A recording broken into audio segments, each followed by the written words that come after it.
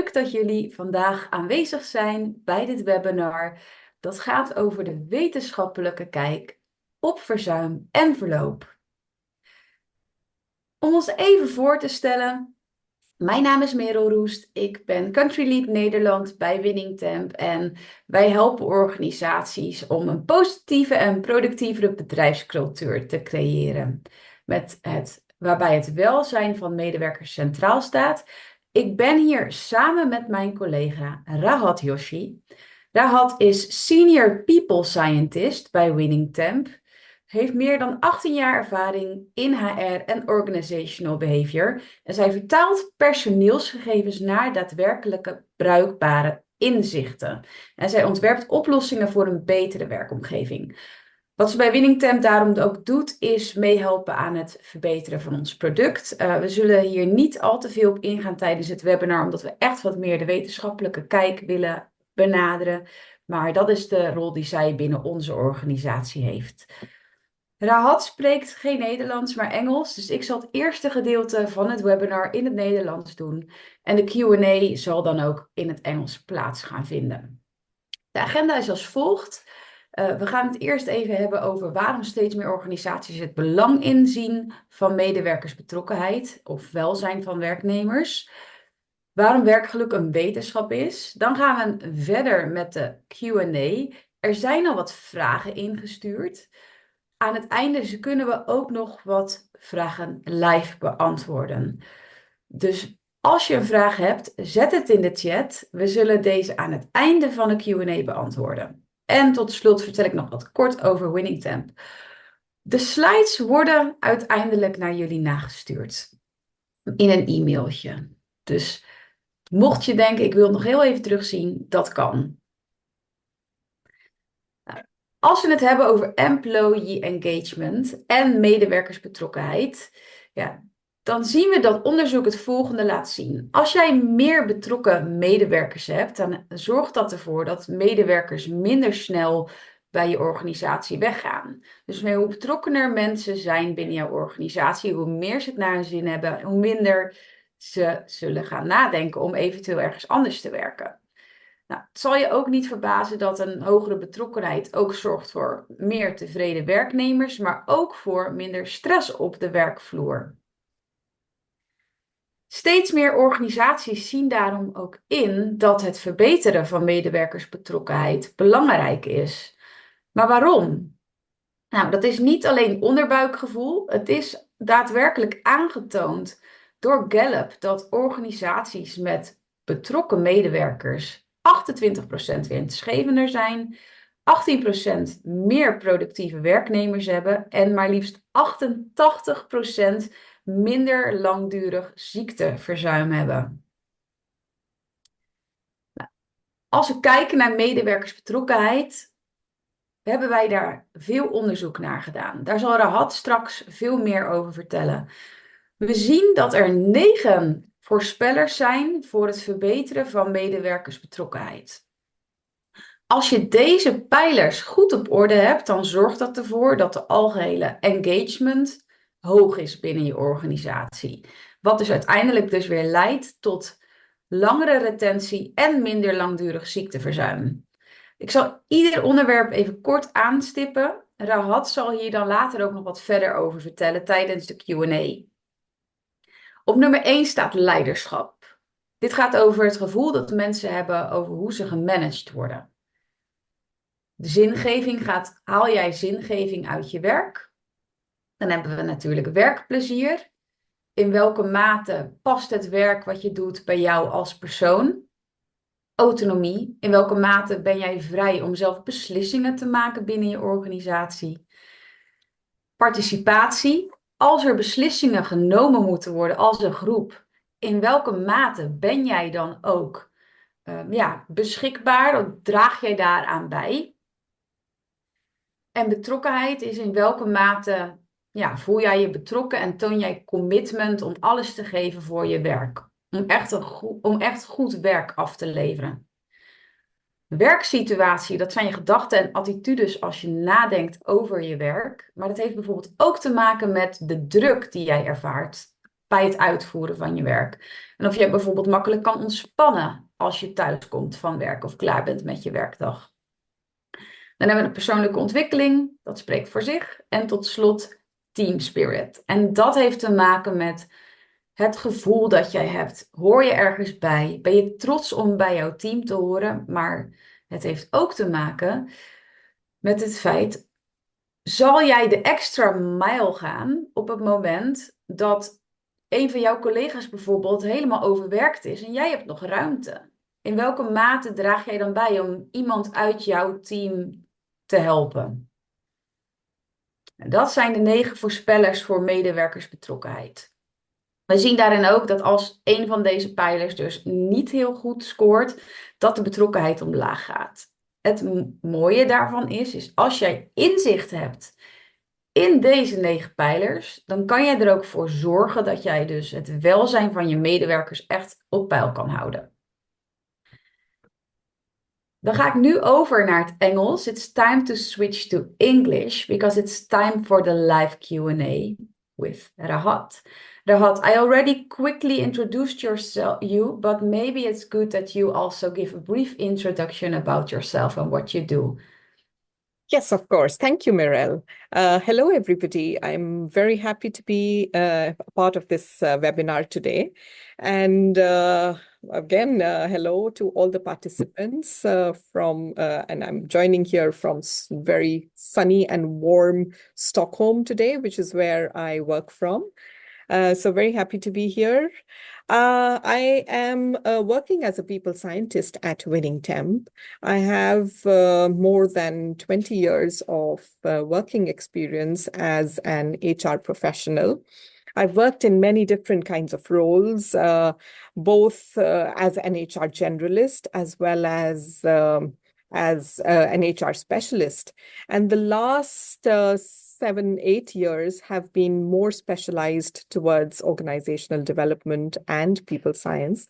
And today in this webinar, I'll be happy to answer some of the questions pertaining to people science and how we use scientific methodologies and the science behind organization well-being and productivity in our product Winning Temp. So yeah, that's a little bit about me, Meryl. Yeah, thank you so much for your introduction. So then I would say, let's go to the first question of the Q&A. And that is, or it's more like a statement, job happiness and well-being. Is it a science?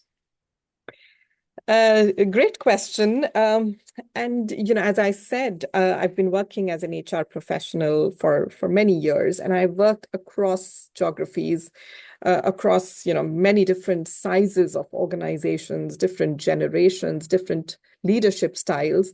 And one of the biggest learnings that I've had is that humans are very susceptible to bias, which means that gut-based decisions have often led to inequities.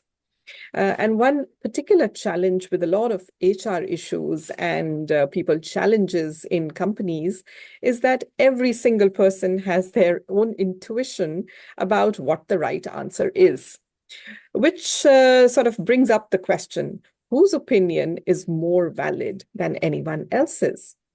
Now, I feel that decisions involving and affecting people are far too important to be based on inaccurate information or, just a gut feeling. And this is precisely where people science comes in. So people science might sound quite technical, but ultimately it's about trying to get the best out of everyone in the organization. And it's also about giving the best to the people that work for the organization so that it is a win-win situation. And that's what we want, really. So in other words, it's about how to make people happy and motivated, because happy and motivated people will have happier customers. They will take lesser sick days, and they will be less likely to leave your organization.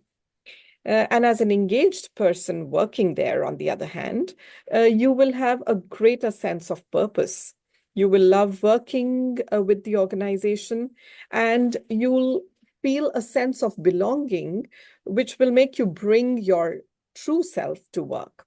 So it is a win-win situation for the organization, whether you are looking at it from an emotional perspective in people being happy and motivated and looking forward to coming to work every day.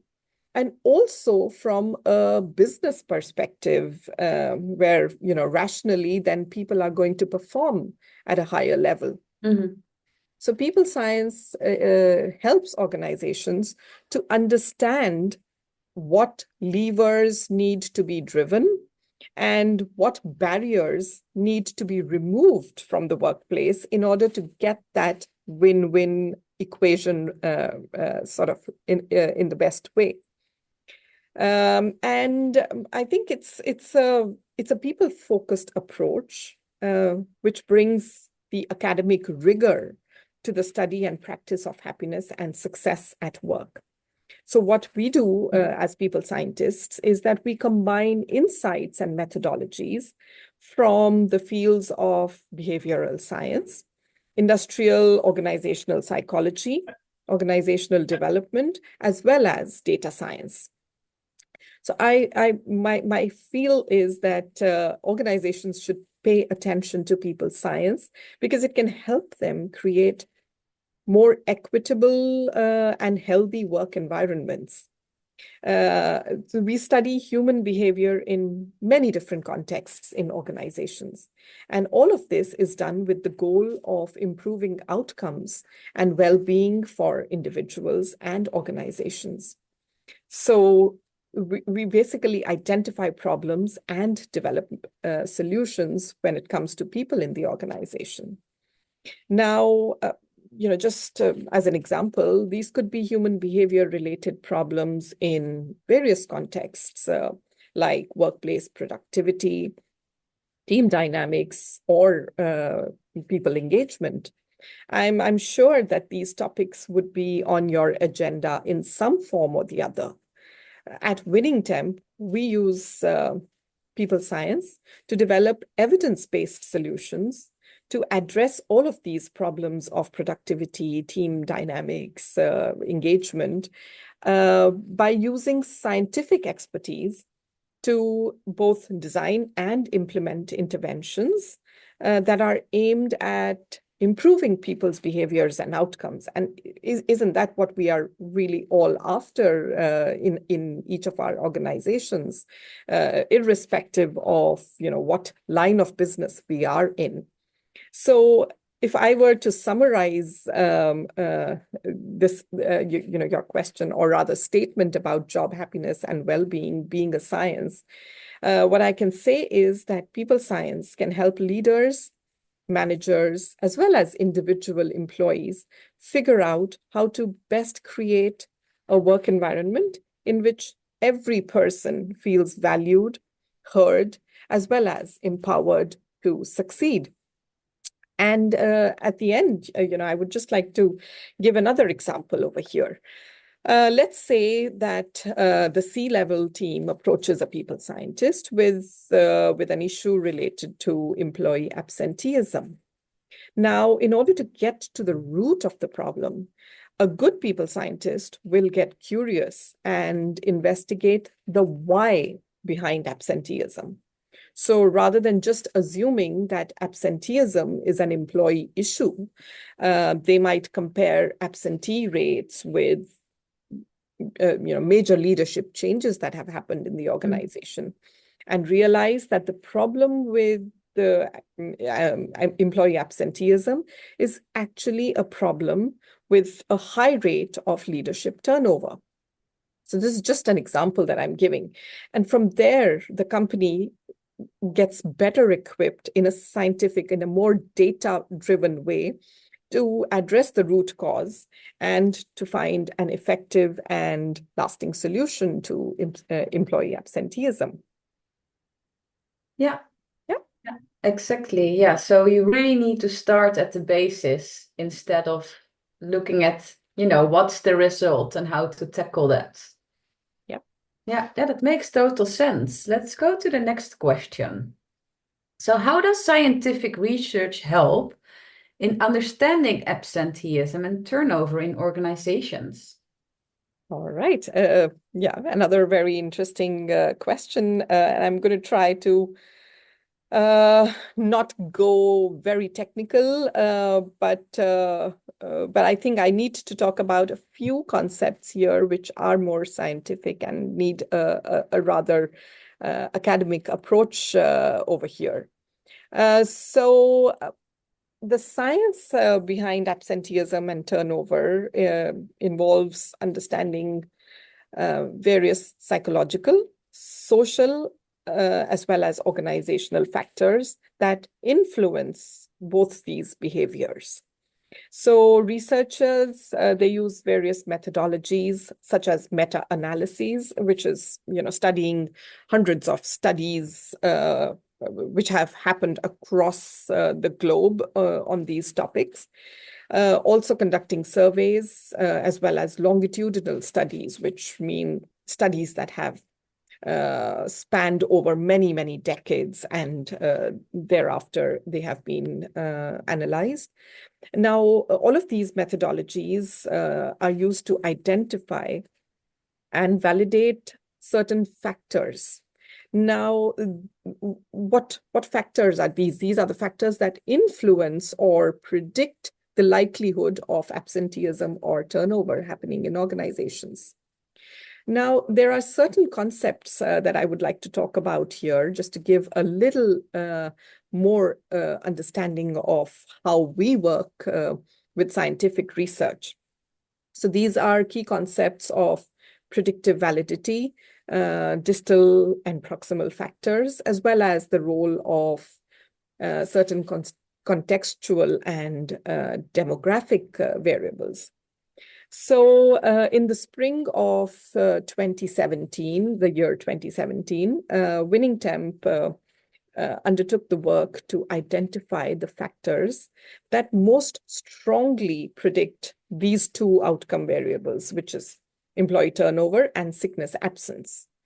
So with the help of PhD and researcher Leif Denty from the University of Gothenburg in Sweden, an extensive search of the research literature was carried out to find studies that provided support for the predictive ability of factors such as leadership, autonomy, job satisfaction, commitment, team spirit, just to name a few. So basically, to understand how leadership or team spirit has ability to predict turnover or absenteeism in organizations. So which brings me to the point of predictive validity. So what does it really mean over here? What is a predictive validity of these factors? Now, the concept of validity in science can be very broadly described as an estimate of whether a certain method of measurement, let's say questions in a survey. Now, how do these questions in a survey, how good are they at actually measuring what they are intended to measure? For example, if you want to measure workplace stress experiences, how good are your questions at measuring the real situation on the work floor with respect to stress experiences that people are having? So that's the concept of predictive validity.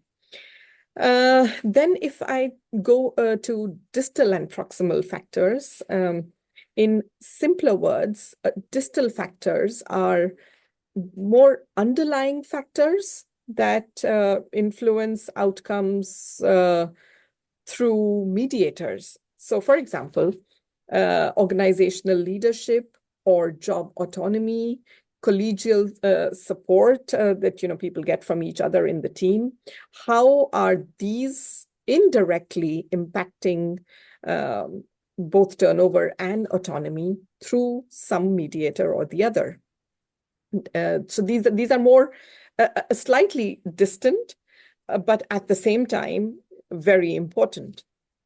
Then we come to proximal factors, which are the most important, the most immediate factors which directly influence outcomes.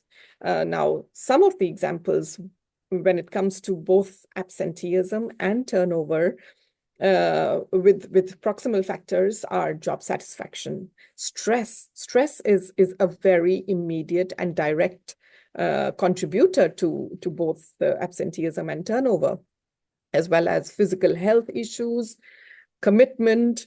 So these are some examples of very direct proximal immediate factors. Then we do something called a mediation analysis. So this establishes a relationship between the distal factors and the proximal factors. And they help to understand how these affect each other. So, for example, leadership is a distal factor, but it has a very direct, a very strong impact on employee morale, on job satisfaction, on stress that people experience in the workplace. So researchers have compiled and analyzed data from multiple studies to identify consistent patterns among these predictors or these factors. And I think understanding the science behind absenteeism and turnover has allowed organizations to design more effective interventions, because by addressing distal factors like leadership and work environment, organizations can improve proximal factors like job satisfaction and employee health, which leads to reduced turnover as well as absenteeism. And this evidence-based approach helps to create a more stable, a more productive, and a more engaged workforce. And this has been the foundation on which Winning Temp has been created. Yeah, thank you so much for explaining. I can understand if people are listening and think, wow, this sounds really hard. But yeah, actually what we did is the 9 predictors, the 9 valid factors. We already have them in our system. So you don't have to worry about how do these distal and proximal factors work together. The system already makes the predictions for you. So, and if you want to read more about this, we have the academic study available as a white paper. We will send it also after this webinar together with the slides. So then on to the next question. What do you think are the factors contributing to high turnover and absenteeism? Now, well, we already talked a little bit about that, but I think it's good that you dive a little bit deeper into it. Absolutely. So we've, as you very rightly said, Mirelle, we've done that hard work of, having done the research and putting the scientific methodologies in practice. So what we've done is that we have translated all of that complexity into a very simple to use product in Winning Temp. So let's say, so these 9 categories that you see on the slide now, why do these really matter? So from our analysis of more than 600 research studies, these are the 9 factors that have showed the biggest impact on an employee's experience. I mean, of course, there are many, many more factors, but from research, these are the 9 most significant factors that impact whether an employee has a good experience in the organization or not. Now, in order to arrive at these factors, our research focused on the exact opposite of employee engagement, which is employee disengagement. And now when an employee is disengaged, it immediately leads to employee turnover and sickness absence. So that's the relationship or the hypotheses that we used in our studies. So and it's very, very objective that when we are using these measurements, either an employee leaves the organization or they don't. Either they go on sick leave or they don't. So, and when an employee is leaving the organization for whatever reason, we know that it is very unfortunate on a personal and interpersonal level. There are significant costs that the organization has to bear when an employee is leaving. There are, high recruitment and training replacements, which are not only expensive, but they're also very time consuming.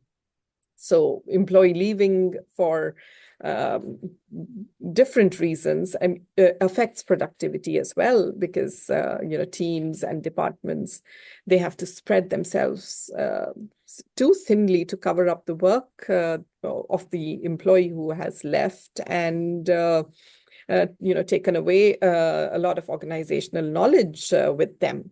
So the lead up to the lead up to the departure is important to be considered as well. So it does not happen immediately. There's always a fair period of time when the employee starts thinking about leaving, and then doing that entire journey of taking the step of finding another job. So this lead up is where winning temp can play a very important role. Now, how long was the employee experiencing a lack of purpose? Or how long was there dysfunctional team dynamics? Or how long did they experience an unbalanced work schedule? Or whatever factors that might have led them to have intentions to leave the organization. So when an employee that leaves the organization also leaves a trail of low productivity, innovation gets affected, which stretches back months or even years. Now, these are very clear signs that get ignored, or they're simply not registered. And this is where winning temp really comes in. We pick up and highlight these signs to leaders, to HR in the organization, which can help to take proactive measures. So it's more like early warning signs that will very clearly get translated, in a more measurable way, so that action can be taken at the right time to prevent both turnover and sick leave from happening. Now, if Meryl, if I look at these 9 categories once again, they are not all equal in predicting if turnover will happen or not. Some show stronger connections than others.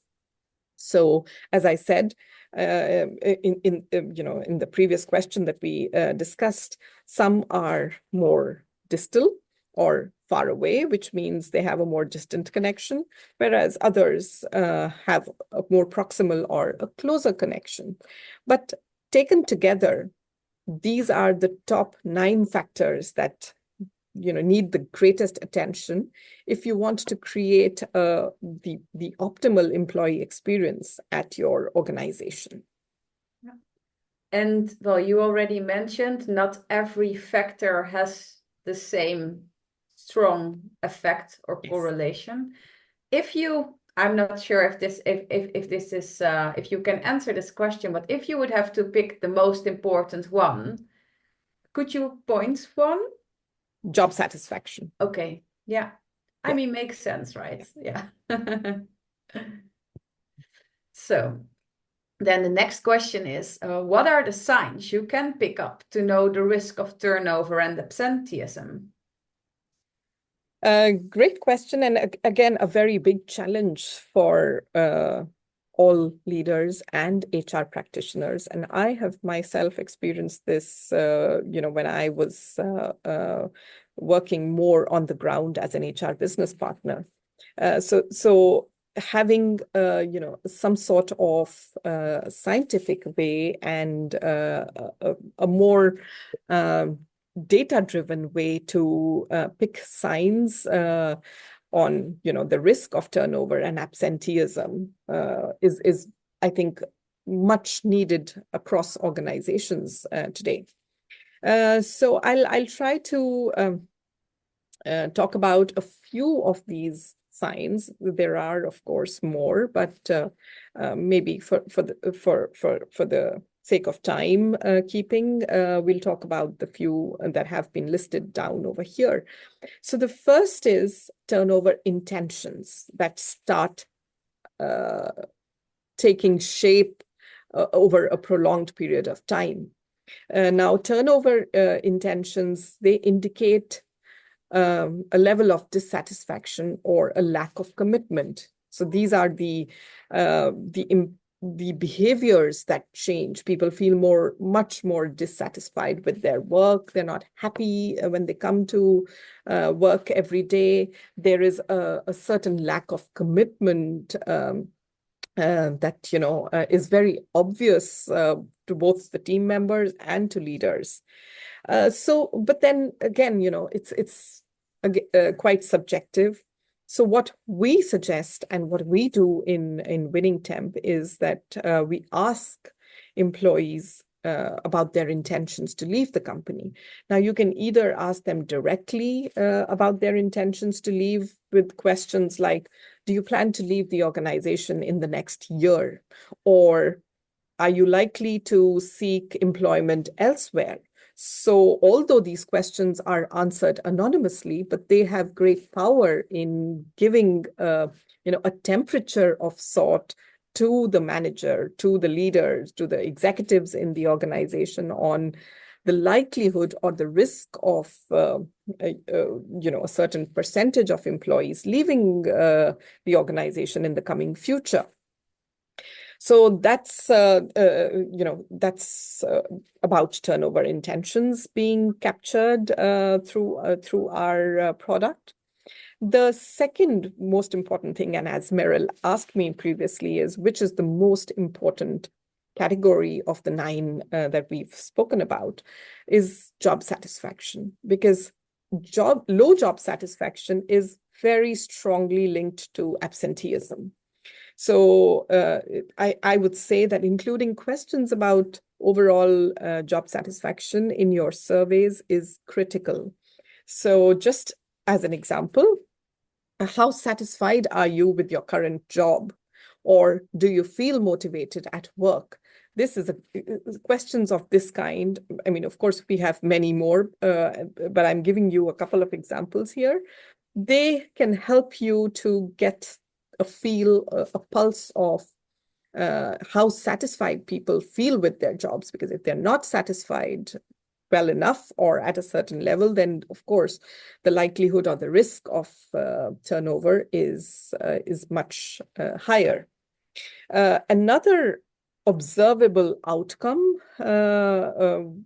which can be picked up before an employee is going to leave or be away on sick leave is a dip in organizational commitment.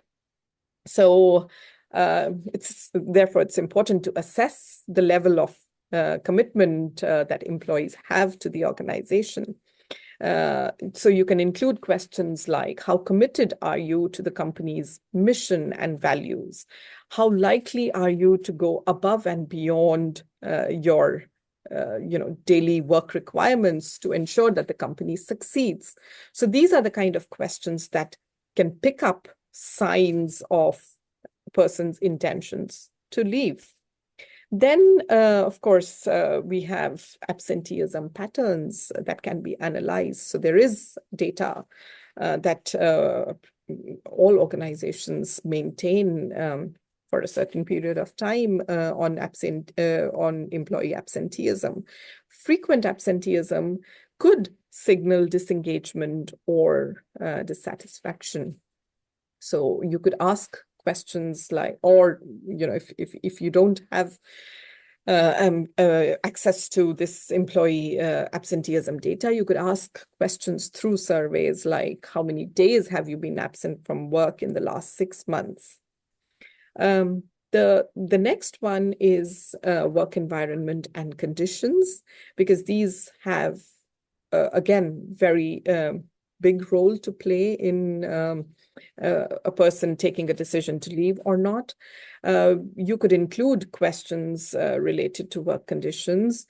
You could ask questions about people's workloads or their stress levels. So things like questions like, do you feel overwhelmed by your workload? Or is the work environment conducive to productivity?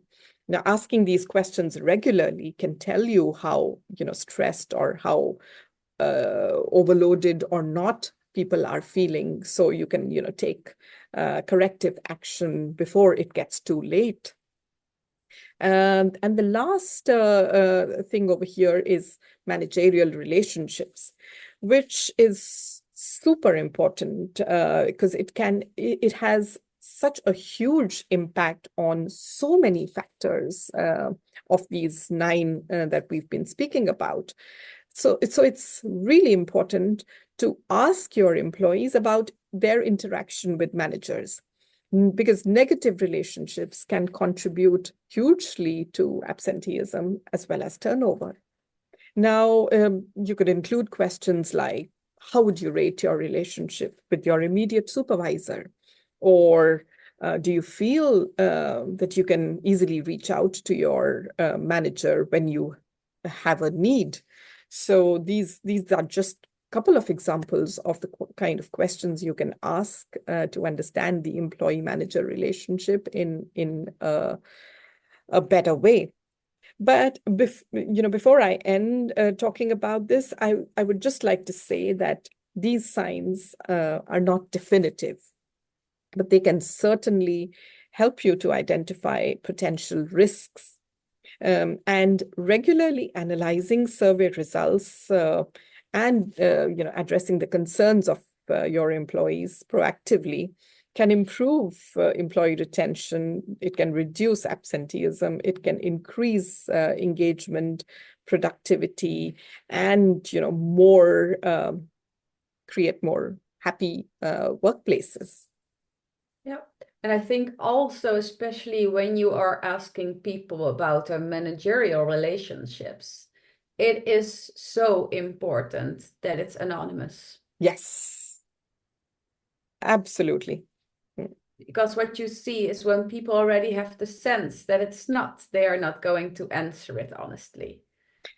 Completely agree. And that's we put so much importance in Winning Temp on anonymity, because we want our users to feel absolutely safe in their answers being anonymous, that it can never be traced back on to who answered what, because we want as honest, direct answers, and that makes our data richer and our analysis sharper. Yeah, exactly. So the next question is, how have recent trends like hybrid working and the emphasis on well-being changed the approach of HR? Another great question, Meryl. I think completely unprecedented changes happened to the world of work when the pandemic came about in 2019, early 2020. Organizational leaders were immensely surprised by the resilience that the workforce showed during the pandemic. The sudden, almost overnight shift to remote work that happened, it surprisingly did not hurt performance as many leaders had feared. And there were many employees who actually excelled in remote settings.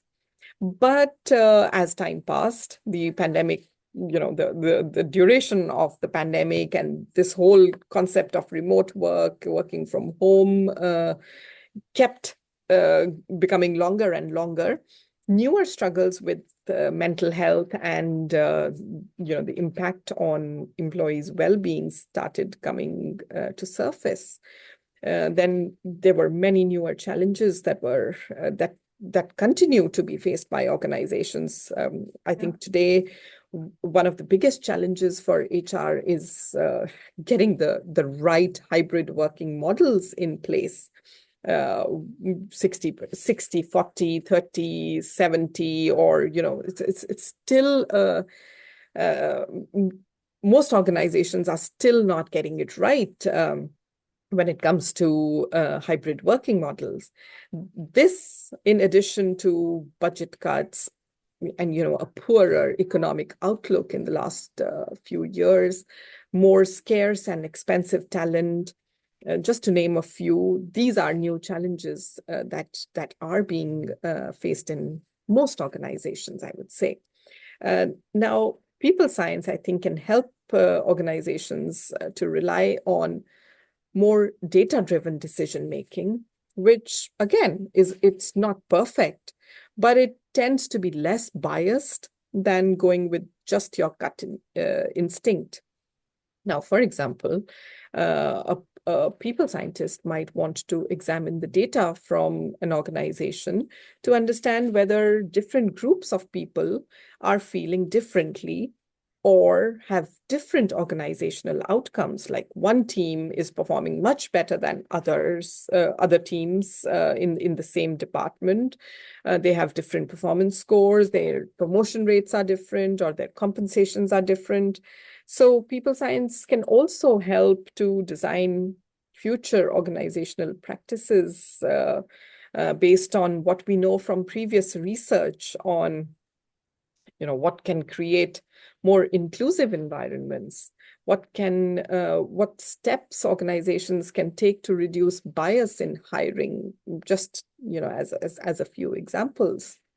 I just want to say that leaders shouldn't jump to wrong conclusions from the data that is being gathered right now. But people science can help them to think more carefully about what might be, driving more noticeable trends. So, for example, if you observe that women in your organization are more likely to ask for working from home, ask why. Get more curious about it. Try and find new ways to understand things. Accommodate the needs of different people from different backgrounds. And, it's important to think hard about unintended consequences of your policies. Now, beyond, looking at your own internal data to understand the experiences and outcomes for people who are working remotely versus co-located, organizations could establish best practices from available organizational psychology research, because there is so much of research that is happening in this field of organizational psychology. Just as an example, managers, again, it's not intentional, so I would like to say that a lot of managers unintentionally feel biased towards people that they are co-located with. And they give them more opportunities or higher performance ratings. Now, by creating a clearer focus on outcomes and not just, more observable proxies like performance, like time at the office, rather they should reinforce that, focus on structured performance reviews or task assignment processes. This can help managers to be more fair and take more unbiased decisions. A simple example, a simple change, like a manager looking at a list of all their people on their team who could be considered for a project versus choosing whoever comes to their mind first. This makes remote team members more important for consideration. And just a small thing like this can lead to significant changes. So keeping all of these in mind, Winning Temp has constantly been evolving. So we have been, focusing more on factors such as psychological safety, transparency, person-job fit, cross-functional collaboration, as well as subjective well-being, and new questions, new survey questions are constantly being added to keep up with the global trends, with the global outlook that is, prevalent at a particular period of time. So we are constantly trying to stay ahead of the changes to the world of work that are happening. Thanks, Rahat. Yeah, I'm really triggered by the fact that what you said about, not when choosing someone for a new project, not to think about the first person that pops in your mind, but to look at the list. In the end, it all starts with awareness, I would say. Yes, certainly. Yeah. So it's very good to listen to your employees in order to, be aware that there might be some voices that you normally wouldn't hear. Yeah. So how does Winning Temp apply the scientific insights? You already discussed this a little bit. Maybe you can tell a little bit more about this. Yes, certainly, Meryl. We continuously track and measure critical factors behind high performance and well-being by translating all of the scientific research into measurable questions. So what we recommend and what we usually have with all our customers is sending out pulse surveys every week with just 4 to 6 questions being sent out to employees. So these questions and the survey sequence, they follow the rules of logic and behavior science. So basically, it enables leaders to understand what works well in their organizations. It helps to identify problem areas and also get immediate action plans, which can be followed up to ensure whether they are, these action plans are actually working, are they effective, and to measure the return on investment. And the best part is that you, as leaders or HR, you don't have to analyze the data.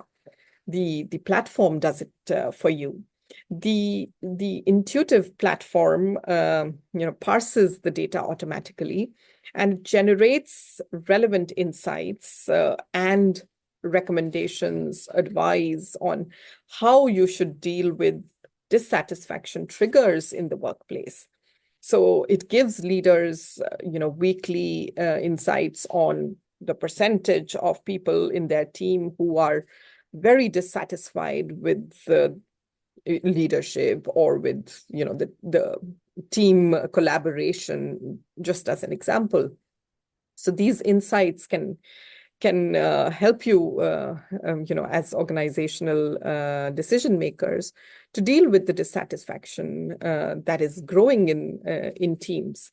Yeah. Now, I'll also add over here that the platform is powered by AI and deep learning, which basically means that the system is capable of interpreting data and providing the users with the right action plans to rectify the situation before it gets too late. So the program learns by consuming its own data. So as the quality of the data that is fed into the system increases, so does its ability to give more accurate measurements and predictions. And now, just to give an example of what I'm talking about here, the system automates which questions should be sent to an employee which are based not only on their previous answers, but also on the patterns and learnings from answers of more than 100,000 other users of Winning Temp. So the responses are then analyzed and used to generate insights, to give predictions and suggestions for improvements to business leaders so that they can manage their employees in a much better way. Yeah. And if we look at the pulse surveys, so pulse surveys basically very short questions that are very easy to answer, with, for example, with the smiley, that takes very little time to answer. And we really believe that if you ask it more frequently, you can see the trends on these topics, these 9 predictors. Does that mean that you have to send out the survey every week? No, it does not. Obviously, if you want to have the latest insights, then sending out these pulse surveys more regularly, like sending for questions every week, takes around 10 to 12 seconds to answer. Then that would keep you very much up to date. But what I see is you can also get really good insights if you ask the questions, for example, once a month. But it just takes a little bit longer for you to get insight into the trends because you ask it less frequently. Precisely. I mean, it's just that the number of questions that you answer on a monthly basis is slightly more than what you would answer every week, but it works as well. Yeah. So let's say instead of 10 to 12 seconds, it would cost you maybe 25, for example. Yeah. So we talked about the distal factors, the proximal factors, how it works together. So just to maybe scare you off a little bit, no, that's not the intention, but here you can just see an overview of the intelligence that's behind Winning Temp. But you don't see this. This is what's already there. What the people that need to answer the questions see is this. So it's the questions that are scientifically validated to measure these 9 valid factors, and they can answer it with a smiley and add some text if they want. And then if we look at the dashboards, you would have an overview here of the 9 factors that we know are valid predictors for employee absenteeism and employee churn. So here, for example, you can see that work situation scores below average. And you can see what the trend is for the last 30 days. And if we have enough data to actually say that this is valid enough for you to take action on. Other things that you can see is what is the overall engagement score. We would call that the temperature.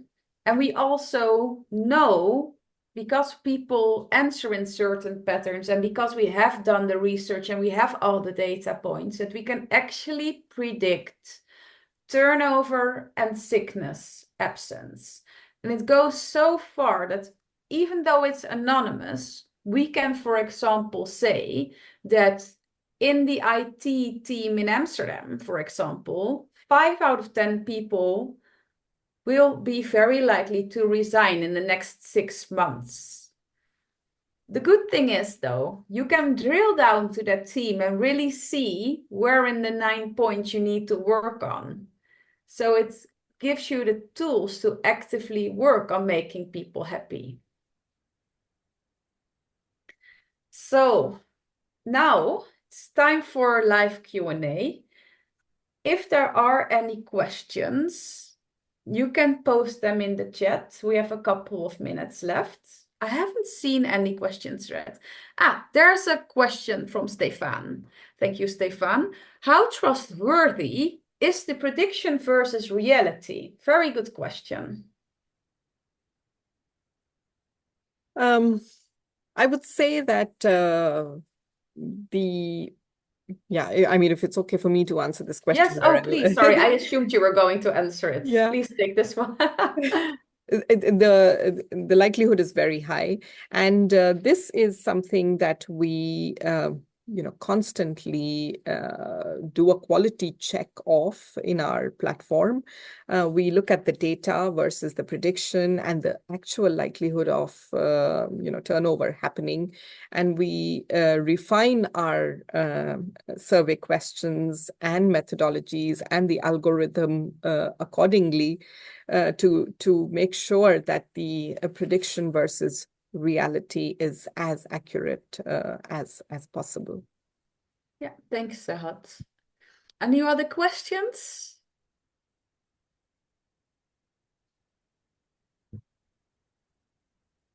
We'll wait a couple of seconds. Don't see any questions coming in. Have you quantified the likelihood in a percentage?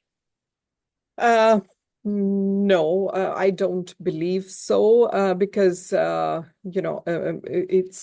it's dependent on a lot of other factors as well in the organization. So, I mean, there could be turnover happening because of voluntary and involuntary reasons. So, measuring, that exact turnover percentage in the organization and having that compared with the winning temp prediction is there is a lot in between that. So no, I would say that off the top of my head, I don't have an answer for the percentage likelihood of quantifying this at the moment. It is something we are looking into. Mm. It does mean that every customer also needs to exactly know the statistics before they start. And we don't have that data now. So the thing is, we are now working and asking asking our customers, so then we can measure it in the future. But it is going to take some time. What is the response rate? Well, that depends actually. So if we go back here, for example, at the right side, you can see the response rates. We do a couple of things in order to make the response rate high. So for example, every time someone sees a winning temp survey, they will get a different set of questions. They will be based on the questions that they have answered earlier. It will also be based on how people answered the questions within the team and within the organization. Because the thing is, we want to, let's say there's a negative trend or a very positive trend in terms of leadership. We would like to validate if this is right now, if it's already a trend, if it's only with this person, with the team, or within the whole company. So every time someone gets a different set of questions that feel very relevant to them. So that's something that's driving the response rate. Second, it's very easy to answer the questions because it's a pulse survey, right? It only takes you 10 to 20 seconds. Let's say you would ask the questions every week. It will only be around 12 minutes on a yearly basis to answer the survey. So if you compare it to a yearly long survey, you win a lot of time. Thirdly, also, it's very important, how is the culture within your organization? You can implement a solution like Winning Temp, but if people are going to give their feedback and you're not going to act upon it, you will not have the dialogue with people. The participant rate is going to drop. If you, for example, are a team manager and every week and every month you will sit together with your team to discuss the results and how to make it better, the participant rate is going to be very high. And then also, Winning Temp will give notifications to remind people to fill out the survey. And we will do that also with a little bit of nudging. So for example, hey, your opinion is very important. Already 6 out of the 8 people in the team gave their answers. So what are you waiting for? So we have all these techniques that's going to drive the participants rate up, or the response rate, sorry. So I see it is, oh, and there's another question. Don't employees get tired of the permanent pulsing? Certainly when nothing or much changes or is changing too slow. Well, I think you can answer that question for yourself. Of course, they will get tired if nothing is going to change. That's the whole thing. The whole thing is that you are actively going to work with the results that you get, right? Because otherwise, I mean, how would you feel if you would get asked questions, you give your opinion and you feel no one hears you? Yeah, then it's actually better to not, I would say, question people or survey people at all. So you will keep the response rate up as long as you make it part of your company culture to also listen to people and also do something with it. So I'm going to finish this live Q&A because it's already 11:30. Last thing I want to say to you is thank you so much for listening. I'm going to switch to Dutch again. So, medewerkersbetrokkenheid is ook echt een wetenschap, zoals je net hebt kunnen horen. Er zit best wel veel complexiteit achter, maar gelukkig hoef je dat niet allemaal zelf te doen. We hebben een systeem ontwikkeld wat alle vragen al voor jullie heeft geformuleerd. Je kan dus gewoon eigenlijk het systeem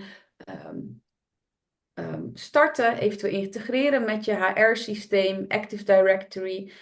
Het zal automatisch alle vragen stellen. Iedereen krijgt dus verschillende soorten vragen op basis van de eerdere antwoorden die ze hebben gegeven.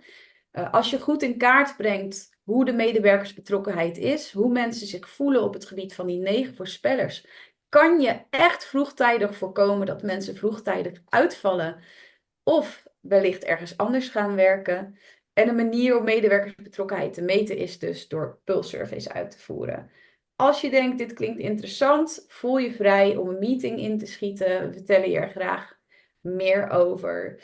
De oplossing die wij dus hebben ontwikkeld hiervoor heet Winning Temp.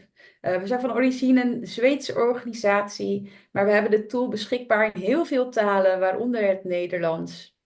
En werken voor meer dan 1300 organisaties. Dus als je zegt, dit klinkt interessant, neem gerust contact op. We sturen de slides naar je toe. We zullen ook de wetenschappelijke whitepaper nog even naar je toe sturen. Mocht je het interessant vinden om er nog wat dieper in te duiken. In hoe die correlaties bijvoorbeeld precies werken. Nou, dan kan je daar nog eventjes naar kijken. En dan voor nu heel erg bedankt voor het luisteren. We hopen dat je het interessant vond. En ik wens jullie nog een hele fijne zonnige dag. Bedankt voor het kijken. Dag.